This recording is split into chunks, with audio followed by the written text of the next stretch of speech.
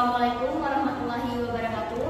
Perkenalkan, nama saya Aniati dari kelompok 1 dan nama teman-teman saya Abdul Hamid, Ilham Ramadhani, Muhammad Lihanor akan mempresentasikan makalah yang berjudul Sejarah Perkembangan Bahasa Indonesia.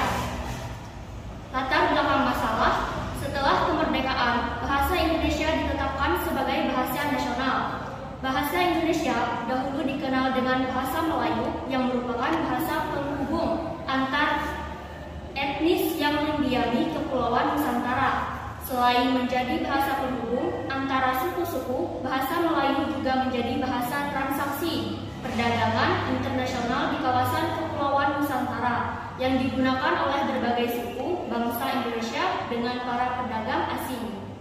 Bahasa Indonesia merupakan bahasa ibu dari bangsa Indonesia yang sudah dipakai oleh masyarakat Indonesia sejak dahulu. Jauh sebelum Belanda menjajah Indonesia, namun bahasa Indonesia dulu tidaklah seperti bahasa Indonesia seperti yang kita gunakan sekarang ini. Ada beberapa perkembangan yang seharusnya masyarakat Indonesia mengetahuinya. Rumusan masalah makalah ini antara lain bagaimana sejarah perkembangan bahasa Indonesia, bagaimana peresmian nama bahasa Indonesia. Tujuan: berdasarkan rumusan masalah di atas, maka tujuan dari penulisan makalah ini adalah untuk mengetahui sejarah perkembangan bahasa Indonesia, peresmian nama bahasa Indonesia. Baik, selanjutnya akan dilanjutkan oleh saudara Ilham Ramadhani. Ya, saya Ilham Ramadhani akan meneruskan dari Aniati. Bab 2, pengenalan sejarah perkembangan bahasa Indonesia. Sejarah bahasa Indonesia, bahasa merupakan salah satu unsur identitas nasional. Bahasa dipahami sebagai sistem perlambangan yang secara orbiter dibentuk atas unsur-unsur bunyi ucapan manusia yang digunakan sebagai sarana berinteraksi manusia. Setelah kemerdekaan, bahasa Indonesia ditetapkan sebagai bahasa nasional. Bahasa Indonesia dulu dikenal dengan bahasa Melayu yang merupakan bahasa penghubung antar etnis yang mendiami Kepulauan Nusantara. Dibandingkan dengan bahasa lain yang dapat dicalonkan menjadi bahasa nasional, yaitu bahasa Jawa yang menjadi bahasa ibu bagi sekitar setengah penduduk Indonesia. Bahasa Melayu merupakan bahasa yang kurang berarti. Di Indonesia, bahasa itu diperkirakan dipakai hanya oleh penduduk Kepulauan Riau, Linggau, dan penduduk pantai-pantai di seberang Sumatera. Alasan kedua, mengapa bahasa Melayu lebih berterima daripada bahasa Jawa, tidak hanya secara fonetis dan morfologis, tetapi juga secara leksikal. Faktor yang paling penting adalah juga kenyataan bahwa bahasa Melayu mempunyai sejarah yang panjang sebagai lingua franca. Di sumber-sumber Cina kuno dan kemudian juga di sumber Persia dan Arab, kita ketahui bahwa Kerajaan Sriwijaya di Sumatera Timur dan paling sejak abad ke-7 merupakan pusat internasional perkembangan agama Buddha serta sebuah negara yang maju dan perdagangan didasarkan pada perdagangan antara Cina, India, dan pulau-pulau Asia Tenggara. Bahasa Melayu kuno itu hanya dipakai pada zaman Sriwijaya saja karena Jawa Tengah, Banda Suli juga ditemukan prasasti Berangka tahun 832 Masehi.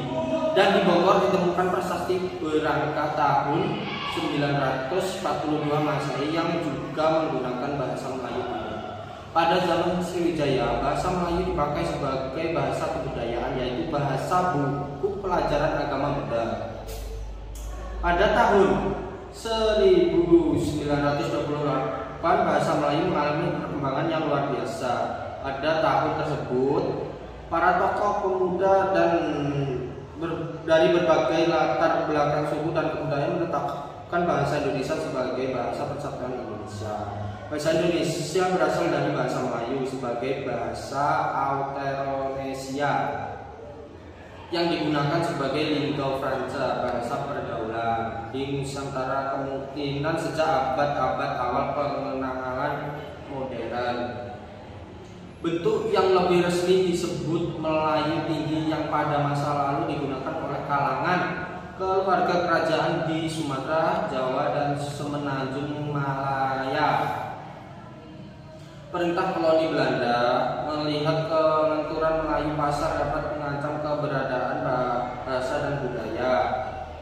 Sejarah tumbuh dan perkembangan bahasa Indonesia tidak lepas dari bahasa Melayu, di mana bahasa Melayu sejak dahulu telah digunakan sebagai bahasa perantara lingua franca atau bahasa pergaulan.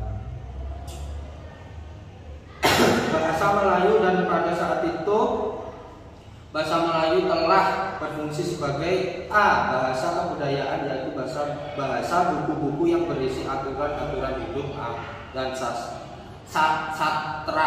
B. Bahasa perhubungan lingua franca antar suku di Indonesia.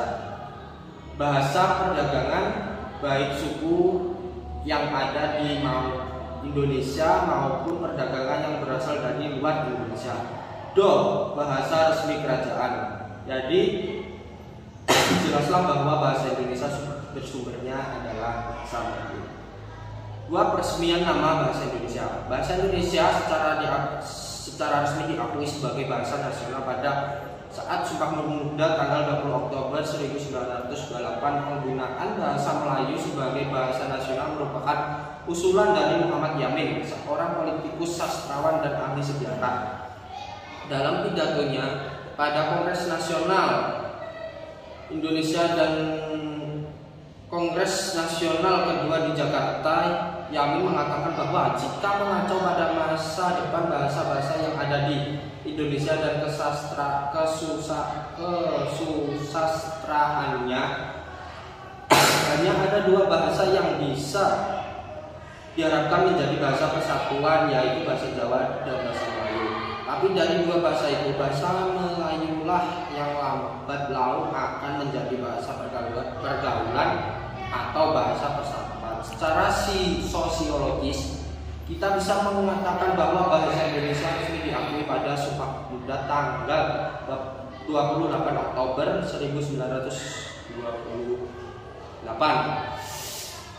Hal ini juga sesuai dengan butir ketiga Ikrar Sumpah Pemuda, yaitu kami putra dan putri Indonesia menjunjung bahasa persatuan bahasa Indonesia. Namun secara yuridis bahasa Indonesia diakui pada tanggal 18 Agustus 1945 atau setelah kemerdekaan Indonesia. Sekian, terima kasih.